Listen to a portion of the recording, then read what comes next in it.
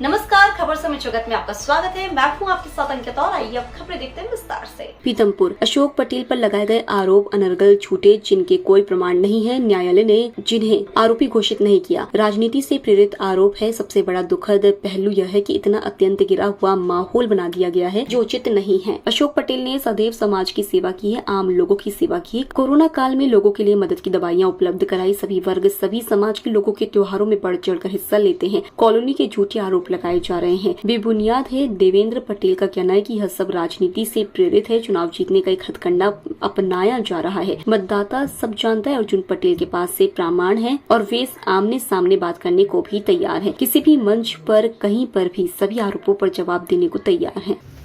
राजनीति में एक स्तर गिराकर किसी के व्यक्तिगत आरोप प्रत्यारोप राजनीति का इतना स्तर गिरा दिया कि झूठे अनर्गल आरोप लगाकर आदमी की प्रतिष्ठा को धूमिल किए जाने का प्रयास किया जा रहा है। कल कांग्रेस के कुछ पदाधिकारियों और 5 नंबर प्रत्याशी मनोज चौधरी के द्वारा ये आरोप लगाए जा रहे थे कि भैया अशोक पटेल जो प्रत्याशी हैं, हालांकि उनका नाम नहीं लिया, लेकिन 5 नंबर के बीजेपी कैंडिडेट कहा गया, वो एक भूमाफिया हैं। मैं भी भारतीय जनता पार्टी के वरिष्ठ नेता के कारण या कोई उसके पार्षद के कारण नहीं, भारतीय जनता पार्टी के पदाधिकारी के कारण, भारतीय जनता के वरिष्ठ कार्यकर्ता के नाते आप लोगों के बीच में आया।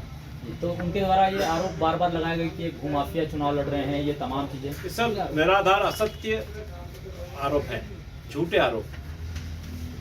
जी, एक एल्पाइन कंपनी को लेकर के उन्होंने पूरा एक चालान जो होता है उसकी फोटोकॉपीज दी है और कहा है कि एमपीआईडीसी ने जो है एल्पाइन कंपनी की तरफ से जो है एक एलिगेशन लगाया है अशोक पटेल के ऊपर कि इन्होंने वो जो टंकियां थी उसकी बेच दिया है। तो और इस मामले में जमानत भी कराई नहीं, ये प्रकरण उसके पहले ही त्यागपत्र दे चुके थे, वहाँ पर डायरेक्टरशिप से त्यागपत्र दे चुके थे, उसके बाद का प्रकरण।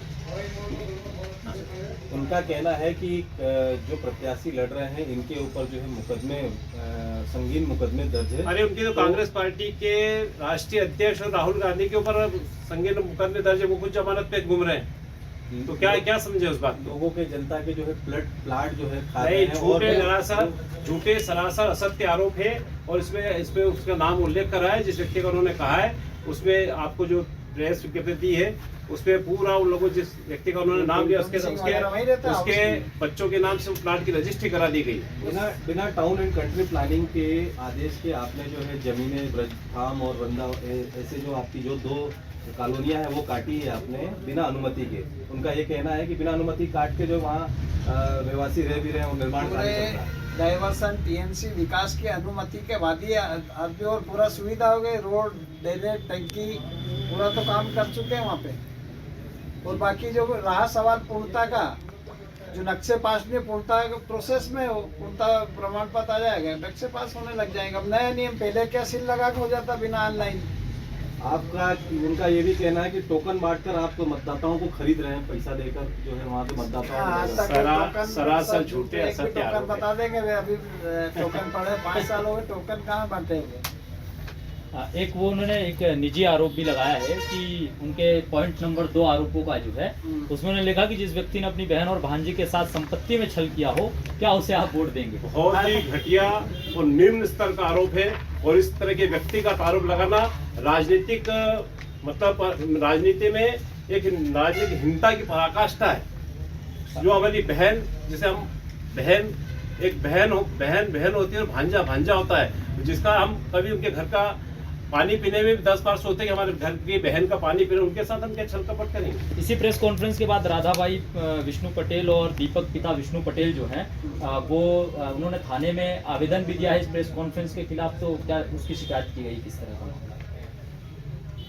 ये झूठा आरोप लगा कि बहन, झूठा आरोप भाई बहन के ऊपर, भाई बहन के पवित्र रिश्ते पर वो लगाना निश्चित रूप से हद हो गई पराकाष्ठा की, मतलब हिंसा। तो इस विषय को लेकर कुल मिला के आप थाने पर गए हुए हैं? नहीं, हम लोग नहीं, हमारी जो बहन को जो उस बात को लेकर आघात लगा, भांजे को जो आघात लगा, निश्चित रूप से उनको आघात लगा। वो मुझे तो जानकारी नहीं थी, अभी आप लोगों ने जानकारी बताई, क्योंकि मैं तो लगातार चुनाव में 33 वार्डों में घूम रहा हूँ। परंतु ये निश्चित रूप से एक भाई और बहन के पवित्र रिश्ते पर आघात लगाने वाला काम। अंतिम प्रश्न ये था कि अशोक पटेल चुनाव लड़ रहे हैं तो उनका यही एक मुख्य उद्देश्य है कि चुनाव जीतकर अध्यक्ष पद चेयरमैन बनकर अपनी अवैध कॉलोनियों को वैध कराने के लिए नहीं, ये सब झूठा सरासर है। भारतीय जनता पार्टी में संगठन तय करता है कि अध्यक्ष कौन बनेगा, पहले पार्षद जीते उसके बाद पार्टी निर्णय करती है। अशोक पटेल कोई निर्णय करने वाले नहीं है।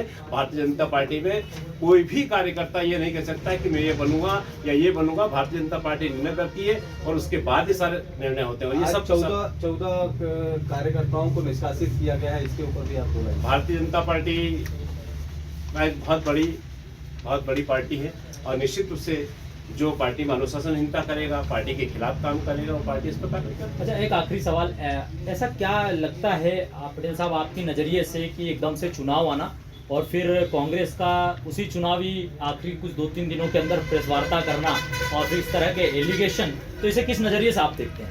ये तो क्या है, अब वो लोग व्यक्तिगत उनको लग रहा है कि हार सामने दिखाई दे रही है उनको, इसलिए झूठे अनर्गल आरोप लगाना, पारिवारिक आरोप लगाना, ये सरासर उनके साथ उनकी खींच दिखाई दे रही है। पीतमपुर से खबर समित जगत के लिए राजशेखर शास्त्री की रिपोर्ट।